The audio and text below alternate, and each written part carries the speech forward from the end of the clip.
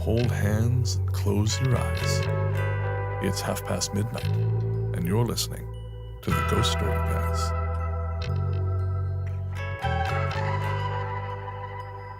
Welcome to the Ghost Story Guys. I'm Brennan Storr. I'm Ian Gibbs. And this is a show where we talk about spooks, specters, and all the other things watching us from the shadows beyond the campfire. Some conversations only make sense after the sun is set, and this is most definitely one.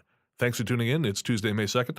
This is episode 8, and we're coming to you from that tiny mountain cabin you dream about but can never quite reach. How you doing, Ian? I'm doing well. I'm feeling a lot better than I was. You look a lot better. Yeah, well, I'm getting sleep and don't feel like I'm trapped in an iron lung, so that's very helpful. You started doing interviews for your book now. I did. It's all very real. I've done an interview on CBC, which is a big deal here in Canada, and I did one on French Canadian radio, and they called me and said, "Would you do this?" And I'm like, "I don't speak French." Apparently, I could do it in English, and we're all good. And then a local radio station here, CFAX, is kind of a news talk radio. I did 40 minutes on there. Wow. Yeah, it seemed to go pretty well. No, I heard that. It was, I liked that part where you told the story about the ghost. You didn't listen. I did. You were great. That lady had great questions. It was a man. His name was Ryan, and you're a dick. I'm feeling better, but you look worse. What's going on? You look all kind of Frankenstein-y. Oh yeah, I hurt myself at the gym. I was doing these dumbbell rows and Figures. Wah. That's one dad joke. That's all you get. Oh Jesus! I know. Full quota. Be a lot of editing this episode. So no, I was doing these dumbbell rows and I just had my head turned a little bit to the side, and it was a 105-pound dumbbell, so you have to pay attention while you're lifting that kind of weight. For sure. And I was being an idiot, not really paying attention to what my body was doing. And I just felt this tweak in my neck. And I immediately dropped the weight and went. Yeah. And I stood up and I walked around and I couldn't turn my head at all to the right. Wow. I could turn it about, I don't know, maybe 15 degrees to the left. And I thought, oh man, I've crippled myself. You know, and how are you going to drive home? Well, that's exactly it. How the hell am I going to drive home? Because this is 11:30 at night. Right. And my gym is, a 10-minute drive from my house. Yeah. So I was wandering around looking like a forlorn child. Giant forlorn child. It's a pituitary condition. Yeah. Don't you feel bad now? Mommy feeds me love. No, that sounds, don't ever say that again. I meant pizza. Trying to recover. Bring it back to center. Ooh. And scene. Yeah, finally I managed to stretch it out enough I could turn my head, enough to the right to shoulder check mostly. Yeah. And thankfully it's 11:30 at night, Victoria. There's no one around anyways. That's right.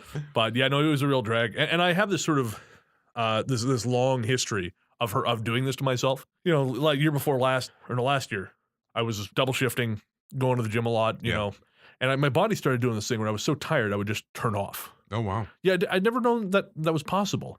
I'd be power down. Oh yeah. And what would happen? You just fall asleep? Or yeah, absolutely. I would be. There was one time I was about to do the bench press. I was lying back on the bench, and I thought, I feel funny. And I just had my arms on the bar, and I thought maybe not just yet because something doesn't feel. And I just dozed off just for a second. Holy cat! Yeah. That's like narcolepsy. Pretty much, yeah. It was not fun. I mean, I got the best sleep of my life. But, yeah, I bet. But on the bench at the gym. Yeah, and then they asked you to leave, and it was all uncomfortable. Yeah. I started masturbating. You woke up with an AED attached to your chest. That's right. They just assumed.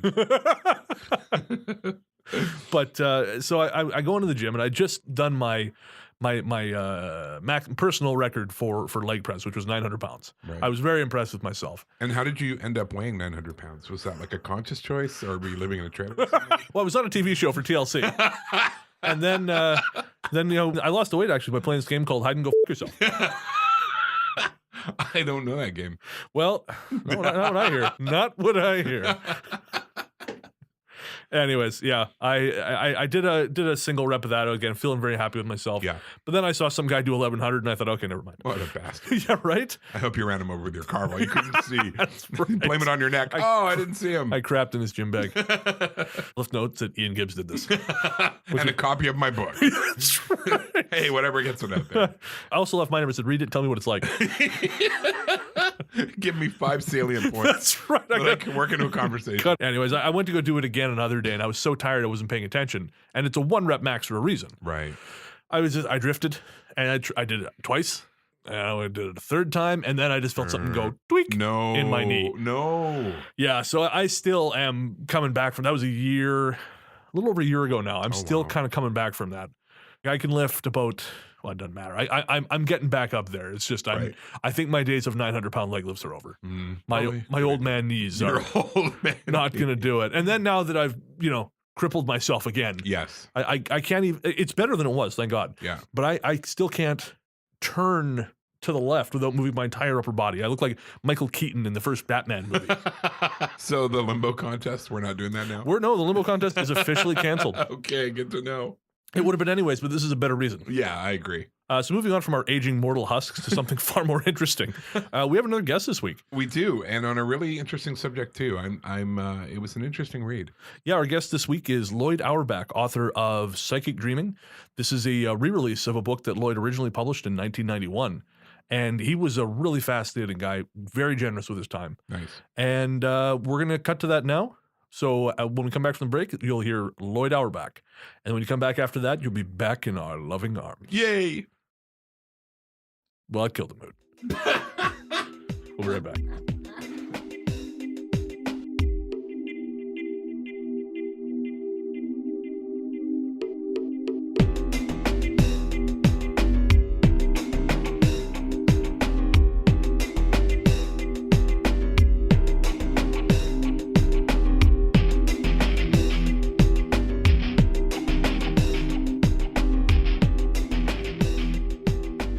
Welcome back to the Ghost Story Guys. I'm here with our guest, renowned paranormal expert and parapsychologist Loyd Auerbach. Lloyd is on the board of directors for the Lyon Research Center and since 2013 has been the president of the Forever Family Foundation, an organization supporting research on life after death and the work of spirit mediums in the grieving process. He has authored and co-authored a total of 9 books on the subject of the paranormal and is here today to talk to us about the revised edition of his 1991 bestseller Psychic Dreaming, now available from Llewellyn. Thanks for being here with us, Lloyd. Oh, you're very welcome. So I'm really curious. You've been professionally involved with the world of the paranormal for a very long time now, decades. Do you mind telling me a little bit about what put you on that path? Well, it's really been an interest since I was a little kid. I mean, literally since I was a little kid. I was very, very much a TV baby. My dad worked for NBC, and I had a TV set in my room when I was 2. Was watching, even early on, watching The Twilight Zone and One Step Beyond and Topper and other things that had a paranormal theme to them, and got into reading comic books and science fiction. And that just simply combined with my interest in science, I discovered that there actually was a field of science called parapsychology. I discovered that very, very young and had teachers who encouraged me in high school, and it just kind of coalesced, came together, and timing-wise just put me on the path. But it was not because of any sort of psychic experience. It was partly because this was kind of the human superpowers, and that's the science, the comic book and science fiction thing. Oh, of course. And I guess that leads to a question I was going to speak about later, but I am curious. Do you think this kind of thing, for example, I hesitate to say psychic powers, but we'll say psychic sensitivity, do you think that's something that is innate or something that can be trained? We can bring it out. I mean, everybody is a little bit psychic, especially as kids, and it's just a matter sometimes of finding out what you're good at psychically. I certainly have had psychic experiences, and I've had ways that I can kind of bring it out for myself from time to time. I just haven't really focused on that because my interest has been kind of outside that, looking at what's going on as opposed to having the experiences all the time myself. But it is something we can really, once we figure out what kind of experiences we have and where our talents kind of lie. It's kind of like figuring out your musical talent or artistic ability. You got to figure out what you're good at, and then you can really bring it out at that point. I find that very interesting because it seems as though many people in this field are chasing that veridical experience, which will show to them that it's all real. And so it's fascinating for me to hear from someone who is not particularly concerned with that necessarily. They're not looking for that personal experience. Yeah, most people in the field of parapsychology did not get into it because of a personal experience. We're all very just curious about the frontiers of human experience, but also about human potential, because what these experiences say, beside the fact that they're not being looked at by mainstream science, which leaves this huge hole in understanding humanity, but they say that there's a lot more to human beings than what mainstream science seems to think. And this is an area that question really kind of drives a lot of us for looking at what's going on. I mean, having an experience doesn't hurt, but it's a rare person who gets into the field because of their experiences. So, on that subject, early on in the book, you describe research into psi as having stagnated around the time you wrote, which was, of course, in the around 1990, 1991. Can you help me understand what you mean by psi exactly? And then I'm curious to know whether that has changed, whether we have improved our game as far as our research into the scientific aspects of what we call the paranormal. Sure. Well, psi is the 23rd letter of the Greek alphabet. It was chosen by J.B. Rhine back in the 1930s. He started the first big American parapsychology laboratory, which continues as the Rhine Research Center today. But it was chosen because it represents psyche, or the mind, and it was used as kind of a generic or non-emotional, non-charged, non-baggage term to cover extrasensory perception and psychokinesis. But also to cover anything related to those experiences and to consciousness experiences where we're connecting with things outside our body, or even the idea of consciousness surviving the death of the body, which was where you get to ghosts and reincarnation and things like that. So those are all psi phenomena or psi experiences.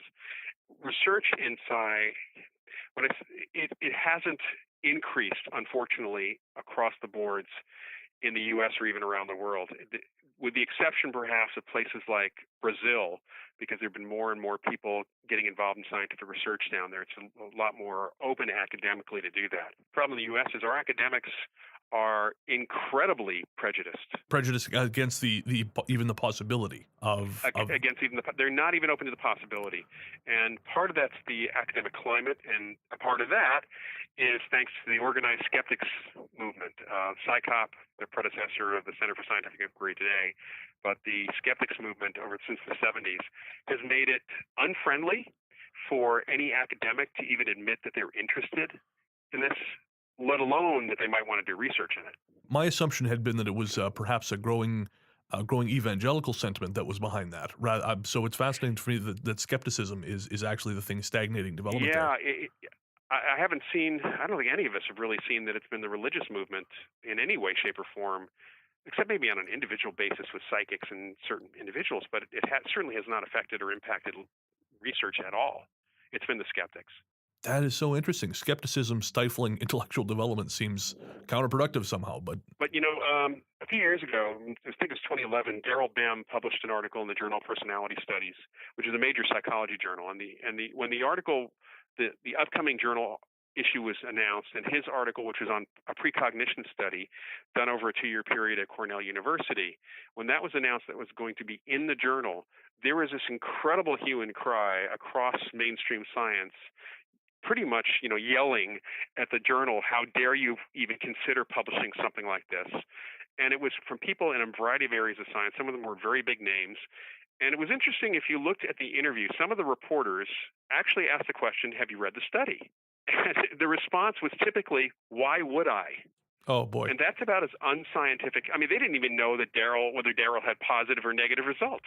I subscribe to a number of atheist podcasts. I've seen that attitude, and it's fascinating how they will so quickly refute a study or a claim without any evidence, or really with only superficial evidence to the contrary. Yeah, I mean, they don't read any. They will not read any of the mainstream. The mainstream folks generally won't read any of our journal articles. And when they do, there are a few who have been cajoled into it or talked into it by some of my colleagues like Ed May. And when they do, they're shocked at how quality-oriented our research is, how well-controlled it is. And they still don't necessarily agree with the outcome in terms of the interpretation of the results, but they don't quibble about the actual results. So it's really about a preconceived prejudice, a bias that people have, which frankly is as dogmatic and fundamentalist in science as it is on the religious side. The work that you do with the Rhine Research Center, is that sort of, I suppose that exists in spite of this prevailing climate. You are working on research into psi still? Yeah, there is some research that goes on at the Rhine Center. They have a couple projects. One is a kind of bioenergy lab where they're looking at biophotons. We give off very, very few photons of light from our brains, from our heads. And they are detectable in the right conditions. And they're working with healers and martial artists and some other folks to see if they can, while they're doing their thing, whether they're producing an increase in biophoton emission. And so far, the indication is they can. So that's a really interesting thing. They're also doing some other ESP research and looking at a project long-term in out-of-body experiences as well. But the Ryan Center is as much an educational center as anything else. They're kind of a resource for a lot of folks. They sponsor a number of lectures that have been going on for several years, and there is video and audio in the media library, which people can get if they join the organization. And we have an education center which offers online courses. So, for example, on May 10th, I'm doing the first of the live webinars for an Introduction to Parapsychology course. It's an 8-week course. People can listen live, or they can actually just watch the recordings. So we have students all over the world in different time zones. So it's just we offer a lot of different things. And the funding for the Ryan Center has been terrible. I mean, the funding for a couple of the research projects has been good, but the funding for parapsychology is almost non-existent. And the Ryan Center is constantly struggling. They've had to kind of cut down back on the number of personnel in terms of their hours and such. And at the moment, we decided, since I'm on the board of directors decided to try something brand new, which is we have a project called Psychics for Psychic Research. And we have a GoFundMe campaign to come up with the seed money so that we can bring in some of the top remote viewers to do a fundraising project where they're going to use their associative remote viewing for investment. There have been very successful projects in the past on that have done very well.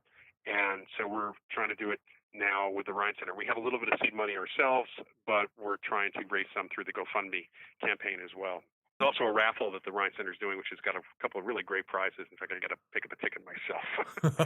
But they can find out about that because there's one I'm just looking at it right now. There's a week for two at a house in the heart of the wine country in Tuscany, Italy, and then a weekend in West Palm Beach, and then readings from psychics and a whole bunch of other things too. So yeah, they've had some donations of some hard things, not cash per se, right? But they're all going to support the Ryan Center. I am curious, who is considered a leading remote viewer right now? One of our board members is Joseph McMonigal. Oh, okay. Joe McMonigal. Yeah, Joe was, of course, the Army's #1 viewer for the Stargate program. But Paul Smith has also been connected, has also taught a course for the Ryan Center as well. So I believe it was McMonigal who described in an interview that he was told by someone in one of the overseeing bodies that he was doing the devil's work. Yeah. I mean, that happens from time to time. Yeah. I think politics is the devil's work anyway. So pot calling the kettle black. So true.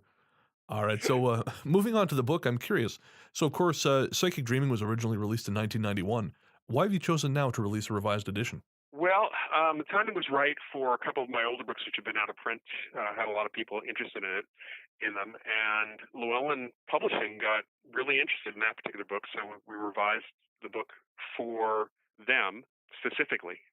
And it's a topic. I've already co-taught a course on dreams and altered states at the Ryan Center, and there's a couple of courses we have coming up, one by me and one by someone else, over the next year in this. And people more and more just are talking about their psychic dreams. And of course, we had some really interesting things happen around 9/11 and even before that. Right. Has there been any other indications of psychic dreaming associated with more modern, say, disasters, like a recent election, for example, or any other, horrific event that's changed the way the world operates? Well, one of the things that has to happen is people have to write in their dreams. They have to send them in. And the Ryan Center and a few other places have been getting reports of those things. And there's still some analysis going on. One of the problems, however, is that people will have dreams of the world going to hell at this point in time, not literally, but because of climate of fear that's been generated in and around the media and in politics, it's hard to separate sometimes out the just pure emotional reaction dreams from ones that are psychic. So one of the things that we consider when people have these dreams and they write them in or talk to folks in my field about them is, how did you know that this was a psychic dream? And if they talk about the content versus the feeling, then we know it's probably not a psychic dream unless they can be very specific in what's coming up. For the most part, it's really interesting. People who have had psychic dreams, whether they were of disasters or just really mundane stuff, because most people have psychic dreams, precognitive dreams that are very mundane. They have nothing to do with anything major, even in their lives. And it might just be that they're going to go to work the next day and their boss is going to be wearing this new tie that they've never seen before. And lo and behold, there's that tie on their boss. So that's about it. That's the extent of the entire precognitive dream. So not emotional, not exciting, just those are the kind of normal things. But what's different about these dreams is what people that I've interviewed and others have interviewed is that the dream, when they woke up, the dream felt different. It seemed different. It was realer than real. I mean, those are things that we hear about here all the time. And I've talked to people who've had dreams of issues politically and otherwise, and they don't have that sense. The dream was about something negative going to happen, but they had no sense that it was any different than any other dream. Right, I understand. There's no sense that the dream is Special. the same way. Not special, right? I understand. Yeah. I've had dreams like that where you wake up and you think that wasn't just a dream. That dream has a very particular power. Right, exactly. Fascinating. So I'm actually really curious about that because I know in the chapter Dreams of Days Past, you touch on reliving past life experiences through dreams with an eye toward learning lessons from them. And I was just curious, and of course this ties into what you're saying, how do people tease apart these dreams from other dreams? You know, that say, is it the same thing? Is there a sense that this is more, or is there a more definite way to mark that difference? Well, probably with the reincarnation or past life dreams, those are probably the most difficult to determine or have any sort of sense of reality or in actuality relate to an actual past life. Partly because the past life story, or the story of you being a pirate, and the dream doesn't have like a flashing, this is your past life at the top of it. Of course. Yeah, you just dream about being a pirate, or you dream about being someone in colonial America or something like that. And the problem here is it may feel impactful, but again, you have to ask whether it felt realer than real. That's number one. Whether it had any metaphor in it, because generally psychic dreams have less metaphor than others, even though they may not have complete pictures. And finally, whether the dream was actually of a past life or not, it probably is telling you something about from your unconscious. And when people are regressed in hypnosis, in parapsychology, we don't consider hypnotic regression a good tool for finding out information about past lives at all. Because the very suggestion by the hypnotist that you've had a past life will cause you to have a past life creation. Your unconscious will create one. And it often reflects some issues going on in your life. So it's great therapeutically, but from a verifiable perspective, it's not so good. That's why we were actually, when we're doing research with reincarnation, we tend in the field to work with kids who are not exposed to other information. They're like 2-3 years old. They're extensively remembering past lives, some of which can actually lead to addresses, names, very, very specific information. It's interesting for me to hear that this is also happening in Western culture, because typically when I read about past life cases, it's in places where past lives are considered they're more culturally accepted, say, for example, in India. So this is definitely something that's happening in the West. It is. We probably don't get as many case reports as we possibly could. And in fact, it's likely that some of those cases we hear about in the news where a child was exorcised or had, some demon hunter, do some sort of ritual on them. Right. And sometimes they end up getting hurt seriously. The kid might have actually been talking about a past life. It might have had nothing to do with possession whatsoever.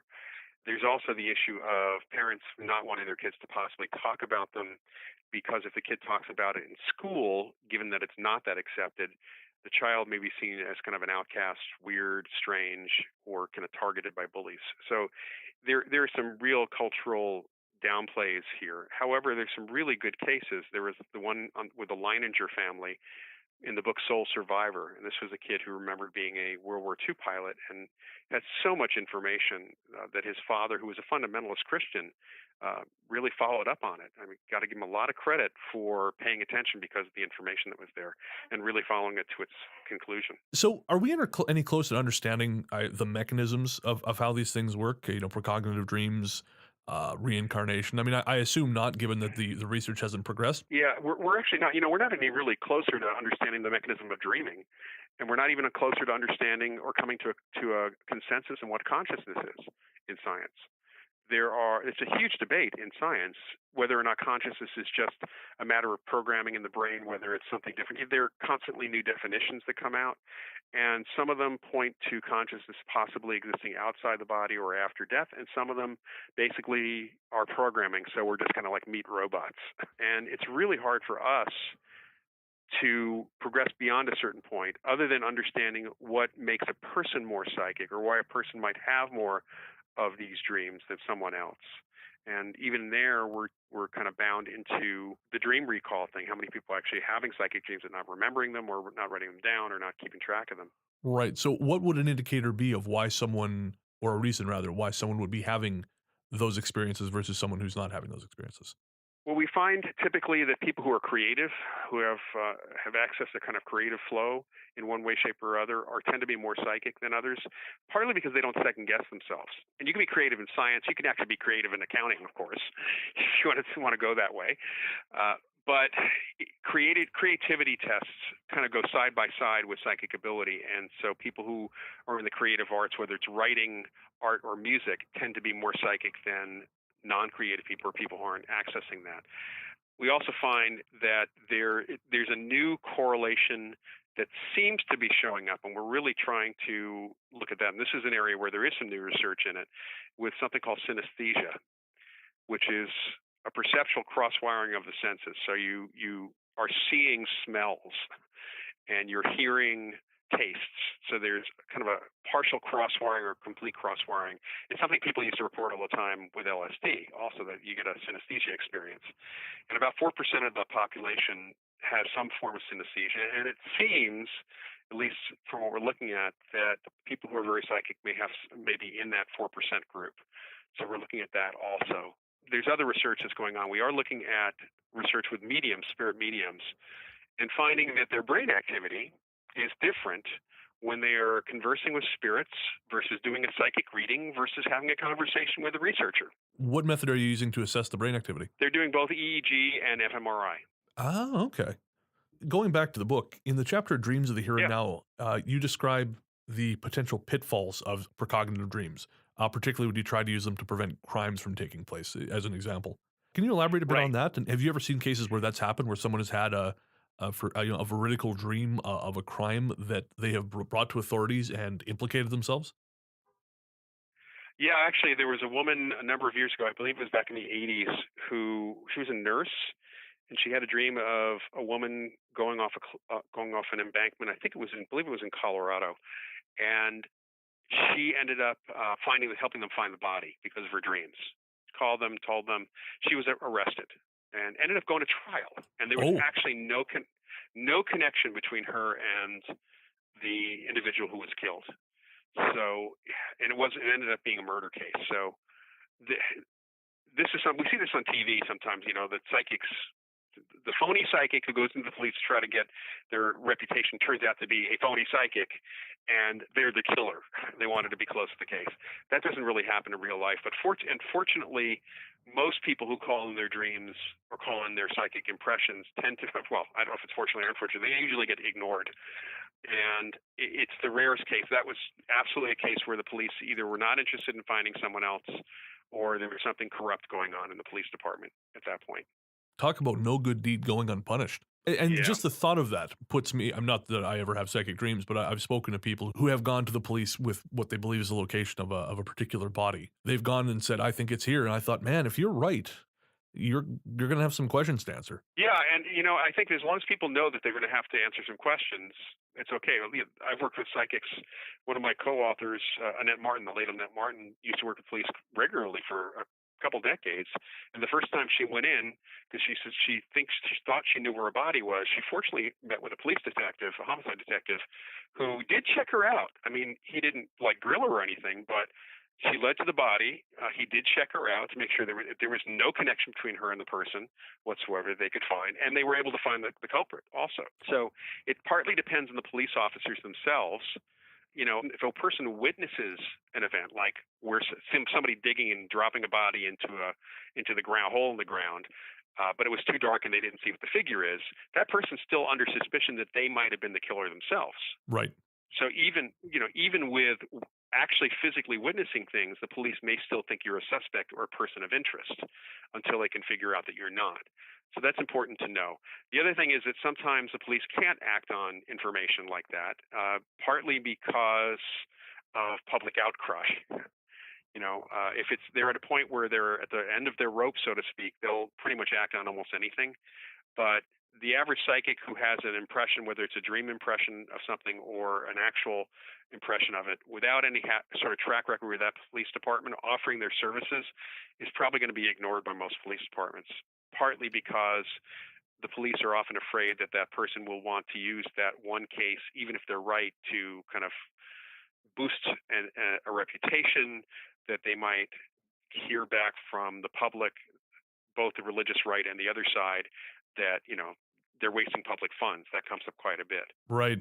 I guess since we've already broached the subject of remote viewing and now we're talking about the police, I'm curious, is that something that police are open to? Obviously we've discussed cases where they've listened to someone calling in, but I know when I was listening to, say, Noreen Renier talk or Pam Coronado, she appears to do this kind of work. I'm surprised that is happening. So is that happening, and how often? I don't know about how often. I don't know that there are any stats right now, but there are psychics who have worked, like Noreen, who have worked with police for a long time, and Pam. Nancy Meyer, who's in Pennsylvania, has a good track record. Like I said, Annette Martin used to when she was alive. It just depends on whether or not they find a police officer up front or can support the police in a way that is not hampering the investigation. I mean, that's really the biggest issue, is what they're doing going to hamper the investigation. There's a book, it's unfortunately out of print these days, called The Blue Sense by Arthur Lyon and my late colleague Marcello Truzzi. Truzzi was a skeptic in terms of a true skeptic, a middle-of-the-roader. He really looked at both sides of the question. He looked at the research. He found extreme usefulness in many police psychics, or psychics who were police, and he didn't believe in ESP.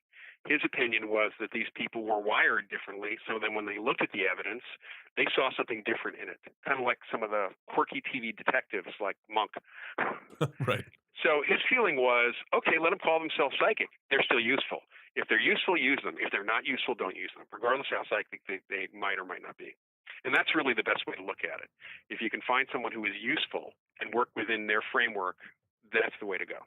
Absolutely. And I guess that gets us past the point of labels, which is, you wonder if you can avoid the label psychic, how much less inflammatory the use of that person would be. It's got a lot of baggage to it, unfortunately. When I first got into the field, actually after grad school, I worked at the American Society for Psychical Research in New York, and one of our research subjects, Alex Tanis, who was a well-known psychic on one level, but really not that well-known compared to, because he didn't really seek fame. But within the field, he was incredibly well-known. And Alex, whenever he was down from Maine, because he flew himself down from Maine every couple of weeks for a week's worth of research, we had someone from NYPD or Boston PD or FBI or all three or some other police department coming to meet with him during that week. And I can't tell you, there was never a week that I was working there that Alex was down, that someone from law enforcement wasn't coming to consult with him. And none of the cases Alex worked on revealed later on, because they asked him to keep it quiet, that he had provided good intel to them. You're afraid of the lashback from the public or from other people. I knew another guy who was a remote viewer who had been in military intelligence. He worked with a DA's office down in Southern California, and the way they did it, they actually were targeting some narcotics deals and some big dealings, and he was able to pinpoint when and where some deals were going down. But rather than simply ordering the police to go, what they did was have this guy go out to a payphone back when there were payphones and phone in an anonymous tip that he saw some unusual activity at such and such an address, and he thought it had to do with drugs, never gave his name, and apparently, they could act on an anonymous tip, but they couldn't act on a psychic tip. That's a clever way of working around it. Yeah. It worked out really well. They had a great arrest record because of that. Again, on the subject of remote viewing, in dreaming your way out of your body, you described the out-of-body experience and the time it happened to you. Would you mind telling me that story, or telling our listeners that story, and whether or not you've had similar experiences since? Sure. Well, first, the out-of-body experience is different than remote viewing. In the same way that watching TV is different than actually going there, the location. The concept of remote out-of-body is that some part of you leaves your body. First of all, I should mention that I was teaching adult ed courses in parapsychology besides working at the ASPR. And I got to know a few people in my class. I got to be friends with people in my classes, including a woman who was a psychic. Her daughters, one of whom was very psychic as well. One was 18, one was 26. They lived about 50 miles from me, from where I was living. So I went to sleep one night, and the next morning remembered a dream that I had left my body and been in my friend's house, my friend Denise's house. Now, she and her daughter were all late night people, so they stayed up till 4 in the morning. And this apparently was somewhere around 2 in the morning that I appeared in the bedroom where they were both fully clothed and watching TV. And they saw me appear, and Denita started asking me questions and said I looked a little sleepy and I must be sleeping. We had this whole conversation. The dog apparently recognized me, the whole thing. And that's all I remembered from the dream. But a couple of days later, I get a call at the ASPR, and Denita said, "Were you ever going to call me?" And I said, "About what?" And she said, "About the dream you had because you were here." And she described the conversation, and it was pretty much my dream. So a few weeks later, probably a couple weeks later, I was at a friend's bachelor party, and it was this is the early 80s, and it was a very, very much a stag party. A lot of guys were watching a porno film, and to me that just was kind of boring, sitting around with a bunch of guys doing that. That has always seemed strange to me. Went to the kitchen, made myself a drink. And as I'm standing there, I was so incredibly bored, frankly, that I suddenly felt like I was being pulled apart and saw myself in two places at once. I still felt I was in the kitchen, but I also felt that I was in Danita's living room. And she looked up from her book and said, "So what's going on?" We had this conversation, and the last thing I said to her was, "Write it all down," because I want to compare notes. And I was fairly conscious of this whole thing. So I felt myself coming back. I scrounged my friend's kitchen, for paper and something to write with, wrote it all down, and the next day I called her, and the first thing out of her mouth was, "Did you write down did you take notes? Did you write it all down?" And so we compared notes, and it was the same conversation. Since then, no out-of-body experiences that I remember. It seems to be tied to, I don't know what it seems to be tied to, but certainly you haven't been that bored since. Although, that's a very particular situation. A lot of my psychic experiences over the years have been tied to being bored. And actually, I tend to think that I've had a range of experiences, not necessarily anything consistent, because part of me wanted me to really understand what each of these kinds of experiences was. Right. Do you think the sort of the growing prominence of digital devices is fragmenting attention and maybe hurting the chances of these kinds of things happening? Do you think that's in any way affecting I should say I can't think of the word, just the frequency of occurrence of psychic episodes or experiences? Well, I wouldn't think that they would affect the frequency of any sort of psychic dreams, because, of course, hopefully not texting in the middle of the night, doing sleep texting or something like that. Right, but more out-of-body experiences, I guess, in situations such as you described. I think that conscious out-of-body experiences, except for the people who are perhaps interested in that. And definitely, I think having all these devices, and we're flooded with so much information today compared to 20, 30 years ago, that our attention definitely is fragmented. There's no question about it. I mean, we certainly didn't need laws 30 years ago for distracted drivers for things. And we still had radios and cassette players, and we had to eat in our cars and things. There's so much more pulling at our attention today. I mean, I can't understand sometimes how kids can focus on anything.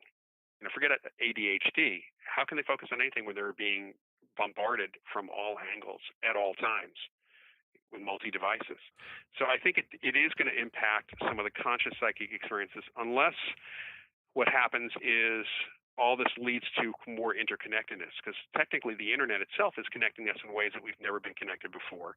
And it very well may be that we go towards connecting with people in a different way or more frequently psychically because we feel like we need to have that connection. So it could actually go in that direction also. I guess we'll just have to see. Yeah. So I'm curious, just for fun, I see on your website you're a professional chocolatier. Yep. I got to say, I'm curious. How did that come about?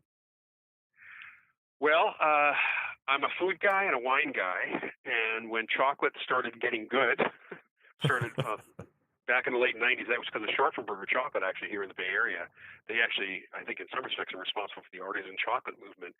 I got very interested in that and how chocolate was made and such. And through the early 2000s, I started really researching and reading because, again, I'm a food guy. One of my publishers was also into chocolate, and I sat her down. We had a chocolate tasting that I ran, and she suggested that I write a book eventually about this. And I started interviewing some chocolate makers. I've been doing guided chocolate tasting presentations. I actually did one for the Monroe Institute last year. Just take it kind of like a wine tasting, but with chocolate, which is a lot of fun for me. And I've combined it also with some of my other, talking about ghosts and things as well. Right. But one of the chocolate makers suggested that I actually take a course in how to make chocolate, just to kind of complete my understanding. And I did, and I really enjoyed it. And so consequently, since 2010, I have occasionally been making a few different products.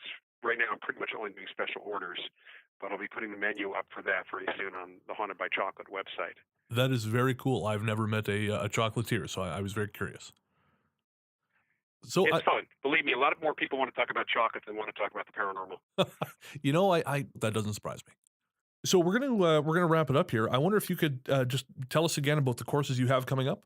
Sure. So starting on the week of May 10th, that's next week, there is an Introduction to Parapsychology 8-week online course, which you can take 4th grade or just for fun through the Rhine Research Center, and it's RHINE.org, and just go to the education link, and you'll see that course and a couple others, one of which is actually a course generally about dreams by my colleague Ryan Hurd. I'm also starting on the 18th a 4-week course, which you can take kind of like a podcast. It's an audio-based course. You can either attend by phone if you're here in the San Francisco Bay Area, then you can attend live. It is an investigations course, so it's ghost hunting, how to investigate the paranormal. So it's kind of to up your game. Even if you are already a ghost hunter, you can learn how parapsychologists have been doing it and what we've actually learned over the last 100 or so years, which is a little different than what the ghost hunting TV shows. There'll be a psychic development course as part of the 5 pillars of Jediism training that's going to be going up soon on the Church of Jediism's website, which launches on May the 4th. I'm a big part of that launch, and we're looking forward to being part of that. There's also a book coming out in November by the founder called Become the Force. So my website, just so you know, is mindreader.com, but it is down at the moment. Probably the best thing to find out on the things I'm doing is through Facebook. On my author page, it's Loyd.Auerbach.author. Please, if you go to my main page, if you find my page, please don't try to friend me. I'm at 5,000 limit. So go to my author page instead. Twitter @Prof Paranormal. That's PROF Paranormal. And you can find me in a few other places on the web. Certainly, I have a page that'll be on the Church of Jediism site, becometheforce.com. You'll see the faculty will be listed there as of this Thursday. All right, the book is Psychic Dreaming, Dream-Working Reincarnation, Out-of-Body Experiences, and Clairvoyance by Loyd Auerbach. Lloyd, thank you so much for your time. You're very welcome.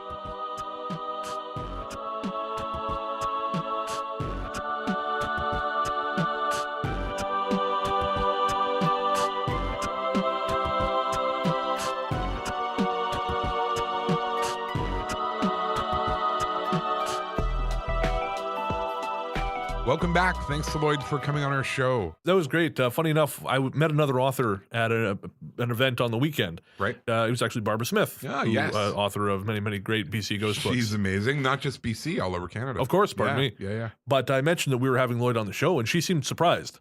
Really? Yeah, so apparently we're pretty small time for a guy like Lloyd. So I'm really appreciative of the fact that he took time out of his day to actually waste half an hour on us. That was very kind of him. I'm sure he was, looking at the email and going, "The who? The Ghost Story Gays? No, that's not right." Well, we have a good title and a good logo, so that counts. It's so true. In this business, that's what 75% of the absolutely. Right there? And you've got my golden personality ringing out over the airwaves. Yeah, that's what we have. That's a real asset. Let me have this. Anyway, I need this. Back to the book. Right. Yes. We were talking during the break about the section on out-of-body experiences, which you said you found particularly interesting. I did. Part of it caught me off guard because he uses the term OBE, which in England, where I'm from, an OBE is an Order of the British Empire, usually reserved to be given to aging authors and starlets who are well past their prime. So you must be in line for that pretty soon. Yeah, that's funny. But he's talking about out of body experiences, and he actually put in, which is unusual for authors of this kind. He put in his own experience, and I just was going to read it real quick and tell you about it. Sure. He says, I've had my own experience with this as well, which ties into dreams and OBEs. Back when I was teaching a course on parapsychology, I became friends with one of my students who claimed to have real psychic ability. One morning, I woke up having had a very vivid dream of being at their house, which was about 40 miles away. In the dream, it was late at night, and I was talking with her and her daughter. A couple of days later, this same friend/student asked me if I had a dream about visiting her house on that night in question, the night I actually had the dream. When I replied yes, with a bit of puzzlement, she said that I'd actually shown up there at her house after midnight while she was having a conversation with her daughter. I was seen and even somehow touched by them, and their dog reacted to me as well. At the time, I was also home asleep, unless I'd started sleep driving. They were aware I was home asleep because I apparently had told them, and they asked me to leave. I promptly vanished, she said. So that's kind of weird and interesting that they both have this recollection of this event taking place, but it all happened while Lloyd was actually sleeping. Yeah, that is really fascinating. That's because it's a vertical experience. Right. Oh. Like she verified it as well. Yes. I mean. Yeah. Okay. Now, didn't you have some kind of, you did something with remote viewing or something like that, out of body?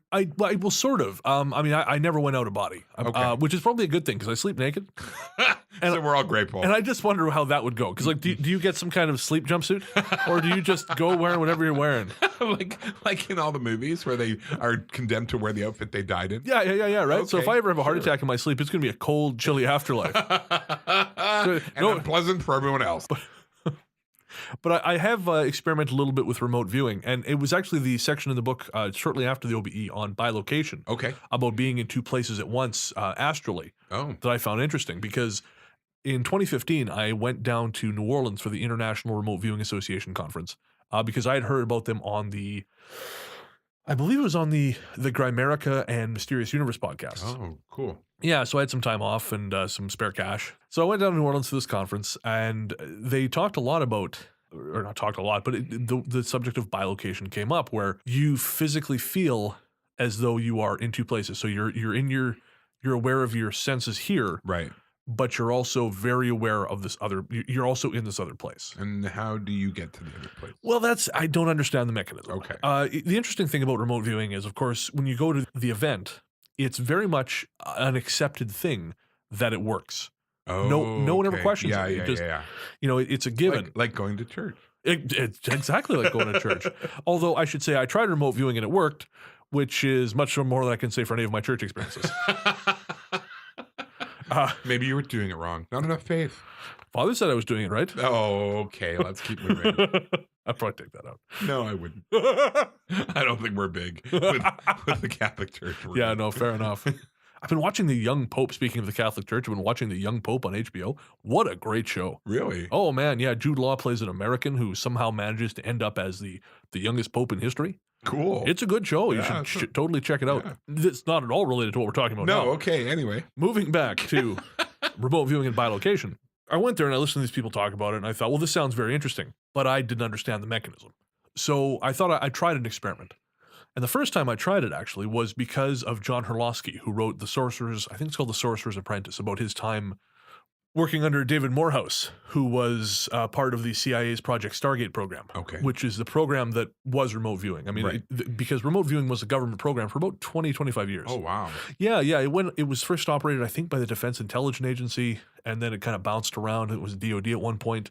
Finally, in the mid-90s, it ended up at the CIA, and that's where it was killed. Oh, wow. Yeah, but it was called Project Stargate when it was finally terminated. Anyways, he gave an exercise, which is apparently a pretty common exercise with remote viewing. What they do is they give you a 4-digit code. The code is just 4 random numbers. They have no connection to anything. And it is intentioned by the person setting the target being the place you're meant to be remote viewing. Right. So Herlosky described the process as follows.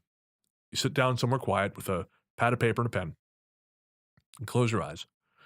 Put pen to paper, focus on the 4 numbers, and just let yourself drift and start recording your impressions. Now, there are more detailed ways to do this, and I did a lot of reading, and there are things about seeing the vortex, and the vortex takes you places, and, Right. and all this magic school bus shit. I never got anywhere of that stuff. Take the little blue pill. Yeah, that yeah, kind of thing. Yeah. Exactly. I think that was the red pill. Oh. Little blue pill is something to which I do not wish to be privy. Keep it on that side of the table. Yeah, so I did this. He gave a 4-digit code. I closed my eyes, and I started just letting my hand move, and I was recording impressions. Now, I didn't really see anything in my mind's eye, but I would get like shapes in darkness, if that Okay. makes sense. Yeah. Like those those pin things you push your hand up to. And Yeah. So like that, but all black. Right. So I saw this wide open space. I saw a football, what I thought was a football field. It was a sports stadium of some kind. I could hear people cheering. There was a tall structure, a bridge behind it, a wide open space in front of it. Now, this was 2015, and all that year I had LA on the brain. Right. I always wanted to go there. I kept thinking about going there. So I thought, well, the wide open space is the desert. The stadium is a Staples Center. I'm just thinking about LA. It's bullshit. And I put the paper away. Right. Then Herlowski came back on a couple weeks later and gave the answer to what the target had been, and it was Right. the Eiffel Tower. And I thought, no, it definitely wasn't the Eiffel Tower. Horseshit. Right. But about a week later, I thought, I wonder if maybe the Eiffel Tower, I went and had a look at it on Google Earth. And sure enough, if you look at it from a sort of a 3/4 angle to the side, Yep. there's a sports stadium right Yep. behind it, or right next to it, a bridge right behind it, and there's a wide open space in front of it. So let me get this straight. So you did remote viewing and you turned the wrong way? Yes. That's awesome. Or I turned the right way for me. Yeah, that's it. We'll go with that. Yeah, we'll go with that. So I was just seeing the location slightly off to the side, and I thought, well, that's fascinating. Yeah. And sure, you could say that this was, there are any number of places where you could draw those things together, but it was a number of points, and I feel reasonably secure in that. Yeah. So I tried a few experiments with a friend of mine. I would put these cards in an envelope. I'd write a bunch of locations on cards, Right. put them in an envelope, and have the person shuffle the cards, pull one out, and they'd give me a 4-digit code, and I would try and do it. And it worked. Really? Yeah. Now, the only thing is, because I had written the cards, You knew what some of the numbers were going to be. no, I didn't know the numbers, but I knew what some of the cards were going to be. Right. So, for example, one of them was Olympus Mons on Mars. Right. And immediately I said, it's cold, but it's hot, and I'm looking down and I see, but I knew right away, just something popped in my head and went, Olympus Mons. So I don't know if maybe I could just, because maybe there was something marking the paper, I Right. knew which one it was. Right. And so I was then filling in the blanks. Right. Yeah. But an interesting case of bilocation, which is not exactly bilocation, but it's my show. So what are you going to do? Fight me, bro. And I'm good. No, but I had written on this thing, Tranquility Base. Yep. And so my friend pulled the card out, and immediately in my head, I heard that famous transmission, this is Tranquility Base here. Oh, wow. But then I started seeing, it went away, and I started seeing these weird street lamps. And I thought, well, I mean, this isn't Doc Savage. There are no street lamps on the moon. Yeah. Disappointingly. I thought, well, I didn't get it. And so I told them, I said, I just don't know. I said, it was Tranquility Base. And then I started getting these weird street lamps. And they said, well, I pulled the card out, and I thought that maybe you were somehow picking up on, because of something on the back of these cards, on what you'd written. Yeah. So I changed it to Port Angeles, Washington. No. And Port Angeles has those kind of weird streetlights. Yeah. Wow. So That's kind of cool. it's very cool, yeah. So I don't know how it works. They still have not identified the mechanism, and of course, mainstream science refuses to admit that the mechanism exists. Right. Yeah. And I mean, it's fair enough because it's hard to believe. Yeah. And we cannot identify how it works. But the Project Stargate, before it was closed by the I think it was a defense subcommittee, Okay. basically had done thousands of these things, Right. and their results were statistically better than chance. Wow. But That's really neat. I've never even heard of it. when they evaluated the project, when the government evaluated the project, they cherry picked about 200 or 300 cases, something like that, Right. and said, "Well, this is not So statistically someone significant." wanted to kill it. Oh, That's absolutely. the way it went. Yeah. Joe McMoneagle, who's one of the original or close to original Stargate viewers, Yeah. he actually said he was told by one of these guys on committee that you are doing witchcraft Oh wow! and you will burn in hell. So they thought it was going to get them in trouble. The government thought it would get them in trouble eventually. No, I think what happened was the people running the defense community at that time were heavily evangelical. Oh. And so they thought they were quite literally being deceived by devils. Yeah, as one is in the 1600s. Yeah, right. Yeah. Yeah, the year 1995 by way of 1600. So, the project was killed. Oh, and that's too bad. Yeah, the committee's still around, and some of these people are actually used by police to find bodies. And it was a really fascinating time. And again, it was just like that and so many other things in Lloyd's book. You're just struck by how little we know about the brain. Well, yeah, and I mean, I liked reading the book. It was certainly interesting. I have never had a precognitive dream. I don't think I've ever had an out-of-body dream. One thing I have found that I can do, which is weird, is interpret dreams. Really? Yeah, and I've done that since I was a teenager. And people would tell me dreams, and I would very quickly and very clearly know what it was about. Not in a psychological way, more in what was going on in their life, or even what would happen to them. Really? Yeah, when I was in my 20s, a woman came to me and told me a dream, and she was in her 30s at the time, and I knew her greatest wish ultimately was to be married. Right. Sucker. Yeah, but the dream she told me, I could very clearly see, like crystal clear, that was never going to happen. Oh, and that's a bummer. Yeah, and it was the one and only time I've ever fudged the answer back. And really? I said it had more to do with the guy she was currently interested in. Right. And I didn't tell her because what good would that do? I guess. And I thought, no, this isn't right. And she's now in her mid-50s and has still not had any kind of long-term relationship. But yeah, other than that, though, if you got a dream for me, let me know. I'll give it a shot. You keep telling me not to do that. Well, I don't want to hear your dreams. They're horrible. Yeah. Yeah. In fact, you were telling me that you sent your publicist, Tori, the Predator. Yes, the Predator. No, I can't wait to meet. Tori is so sweet. She sent the episode where I interview you to one of the reps for your book. Yes. And they were shocked. They were legitimately concerned that you had called her the Predator. Not only that, but they were shocked by some of the other humor, particularly the one about me and Barb on the bearskin rug. Yeah, well, I mean, I'm used to it from you now, so it doesn't really shock me. It's like people who work in a slaughterhouse, they just become immune to blood and death. But yeah, I guess for outside people who still have sensitivities. Sometimes I forget other people hear these things. That explains a lot. Right? Right? I remember I was listening to, might have been the Paranormal Podcast a while back, and they had a fellow on who interpreted dreams. And I really felt for the guy because no one ever calls in with interesting dreams. Right. There was one woman who called in with the most prosaic brain dead dream. She said, my husband's job recently forced us to move, and I keep having move to Egypt. Right. And I keep having dreams about being in a car that's moving too fast, and I have no control over it, and I can't slow it down. And it's on. Right? I mean, come on. She just interpreted her own dreams. Yeah, right? Just hang up the phone. And shoot yourself. Oh, no, sorry. Well, I'm glad you said it. It's a nice break. But yeah, right? Shut up. You know what this means. Yeah. You want us to tell you that your life doesn't suck? Well, I hate to break it to you, sweetheart. Yeah, it does. You're moving to Egypt. Yep, it's that's not gonna be easy for you. I've been there. You couldn't pay me to live there. No. I mean, the people were fairly nice. I mean, we weren't robbed there. We were robbed in Morocco. Oh, perfect. Twice. I'm gonna go on record and say Morocco. Oh, now you've alienated all our Moroccan listeners. Thankfully, there are none. No, I know. Because they're too busy robbing tourists. Oh, man, Morocco. I got a stomach parasite in Morocco. Oh. Yeah. My cousin ended up in an Egyptian hospital because of Morocco. Oh, that's not good. So Morocco, no. Morocco, you're on blast. It's on the no you fly suck. list.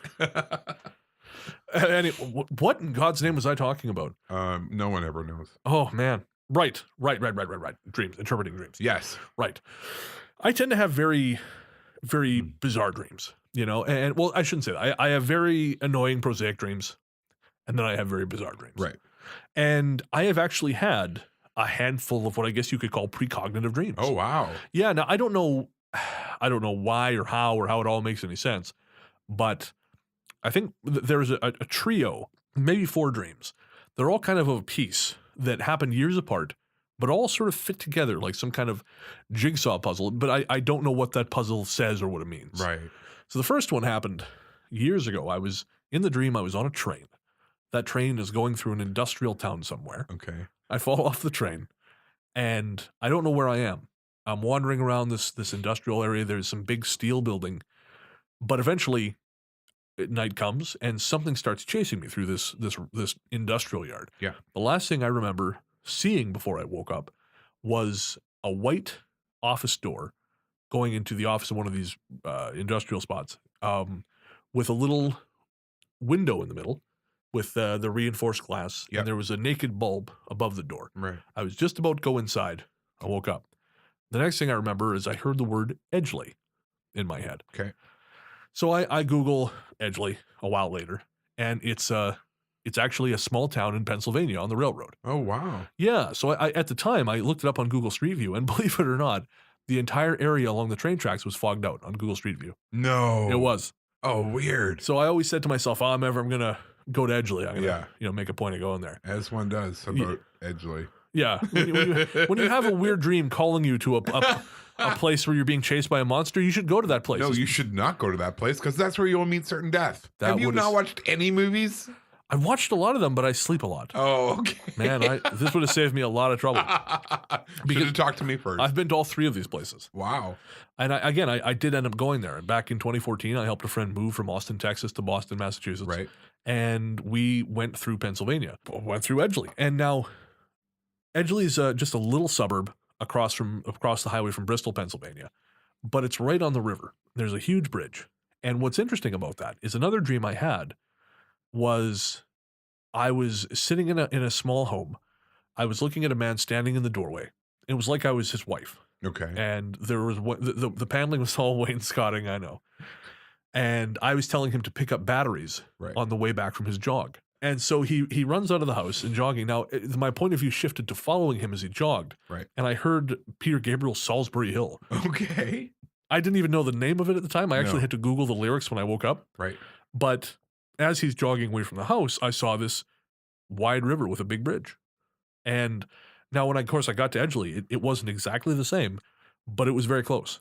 The next dream I had was about I used to have this actually series of dreams about going to a school. Okay. That school was made of brick. Now, of course, I'm where I'm from, we don't have brick No, schools. it's all wood, right? Yeah. But it was a brick schoolhouse, and in the back there was a courtyard hemmed in on 3 sides by the school. Right. The courtyard had, in the dream, they would have hopscotch and basketball hoop. And I didn't know anywhere that looked like this. Yeah. Until one day I was watching a news report on Maryland, and I saw brick buildings, and I thought, oh, I bet it's an East Coast place. Didn't think much more about it than that. Until on that same trip where I went to Edgeley, we went to go check out Centralia, which I'm sure you're familiar with, Centralia, Pennsylvania. Yes, of course. The one with the underground fires. Yeah, it's been burning underneath it for Yeah. 50 years. While leaving Centralia, which I don't recommend anyone go to, just let that poor place die, Right. we went under this overpass, and all of a sudden, I was seized with this feeling where I should turn right. Okay. So I hung a right, went up a small hill, and what's standing there but a brick schoolhouse? So I parked the car. I said to my friend, hold on. Went all the way around back, and there's a courtyard surrounded on 3 sides by the school. Oh, wow. And it didn't look like my dream, but it was there. And I thought, well, that's coincidental. I went and looked at the front of the school, and it says established 2000. I thought, well, that's obviously not right. Right. However, I just found out 2 days ago, I had some spare time. I went looking through Google. Right. That school was built in 1929 and wow. has been renovated and rebuilt over the course of years. But that original building had a courtyard in the middle and was surrounded on 3 sides by the Holy school. cow. Yeah. That's wild. So then the third dream I had, which turned out to be accurate, Yeah. was, again, several years ago, before I had any interest in ghosts. It was about a haunted river. Right. And in the dream, there's a river where people can hear the sounds of battle, and they would find sometimes these musket balls in the grass. Yeah. And the river was kind of like a really windy river with lots of green around it. And again, the dream kind of went on from there, but I sort of always remembered the river. Now, last year, I helped the same friend move from New York City to Oakland. Yeah. And my job on these trips is to find this place, spooky places to eat. He finds food. Right. I find spooky places to hang out. Right. And so I thought, wow, Haunted River. Oh, geez, I wonder if there's any place, because I wanted to go check out Gettysburg. Right. And then I thought, well, let's check out Haunted Rivers. So I Google Haunted Rivers, Pennsylvania, because we'd be driving through Pennsylvania. And sure enough, there's this stretch of the Brandywine River along Route 100 where I think the Battle of Chad's Ford took place. And according to some people who live in the area, you can still hear the battle happening. I've heard of that, yeah. And sometimes you see soldiers marching along the side of the road. Wow. So we stayed the night in Westchester, which is nearby to Chad's Ford, because Chad's Ford was expensive. And we drove that road at about 3 a.m. Nothing. It was spooky, but nothing. Yeah. So the next morning we were just about to leave, and I said to my friend, do you mind if we drive that road again in the daytime? And he said, yeah, sure. I don't care. So he drove. I sat in the passenger seat, and all of a sudden I felt this kinship with the place, like I knew it somehow. Right. And of course it didn't make any sense because I'd never been there before. And so at one point I asked my friend if we could pull over by the side of the road. We did. Now I couldn't see the river because it was behind a fence and then behind some trees. Mm-hmm. But as I stood there next to the fence, looking onto the forest behind which was the river, I had this strange sensation, and completely unbidden, I heard this voice say in my head, well, boys, I'm back. And I thought, where did that come from? So, and I said to myself, why didn't I recognize this in the daytime or at night? And then again, same voice, because we weren't here at night. Oh, wow. Yeah.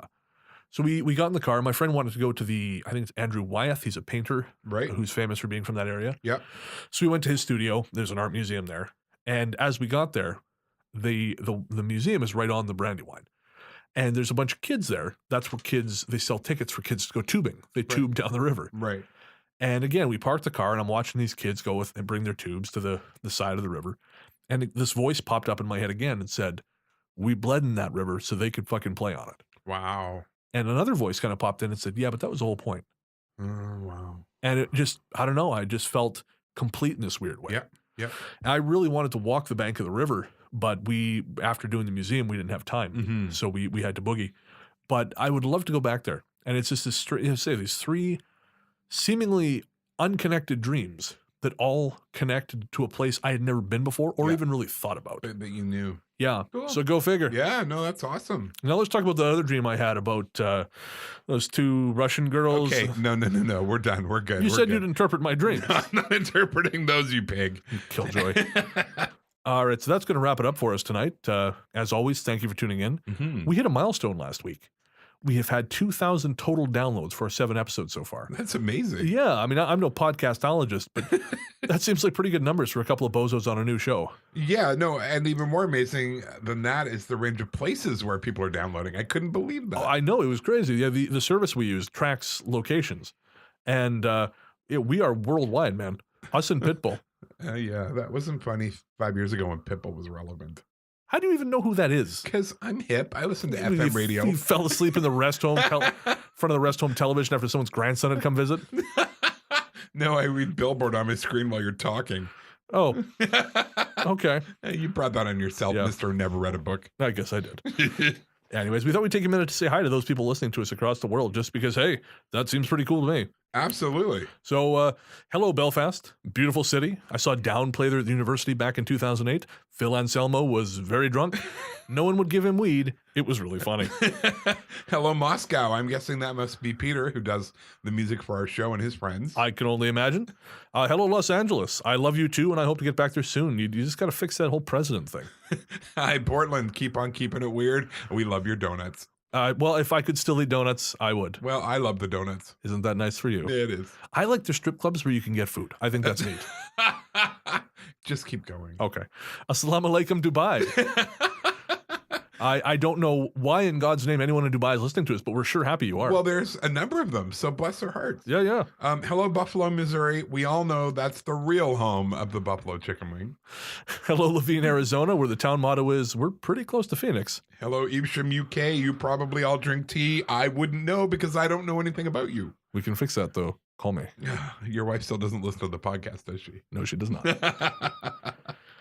Finally, there's a lot more, but we're going to wrap it up here. But we want to say hello to Kamloops, Canada, home to my cousin and long-suffering travel companion Mike, along with the Drunk in a Graveyard crew, who you should check out at drunkinagraveyard.com. So don't forget to rate and review us on iTunes, share us with your friends. Mm-hmm. Think of this podcast as an open relationship without the possibility of angry recrimination. Big thanks, of course, to Loyd Auerbach for taking the time to chat with us. His book, Psychic Dreaming, can be found wherever fine books are sold. Our intro was composed and performed by Pizzanto Music, and our bumper music was written and performed by Will Forbes Music. You can find both of those fine fellows on SoundCloud via the link in our show notes. And Will, we really hope to be able to pay you soon. Yes. I mean, he's been really good about letting us use his music literally for nothing, but we do eventually want to pay him money. Once we are making some money. That would be nice. That would be nice. Yeah. If you're in the Greater Victoria area, don't forget to come check out Ian's book signing at Bolan Books at the Hillside Mall on Tuesday, May 9th at 7 p.m. Mm-hmm. You can buy a book, listen to a reading, and watch me and his publicist engage in mortal combat as she tries to take my skull back to her home planet as a trophy. Tori is not going to be taking anyone's skull. You say that now. All right, folks. Like I said, we'll be back in 2 weeks. So until then, take care and be good to one another.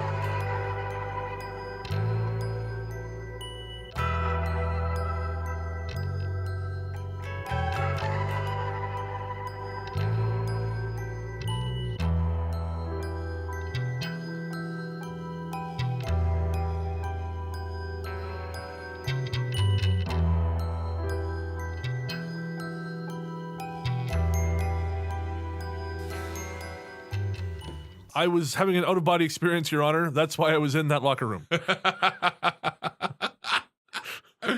I'm about to have an in-my-body experience in prison. Yeah, exactly. Make new friends. That's right. I'm going to cut that out.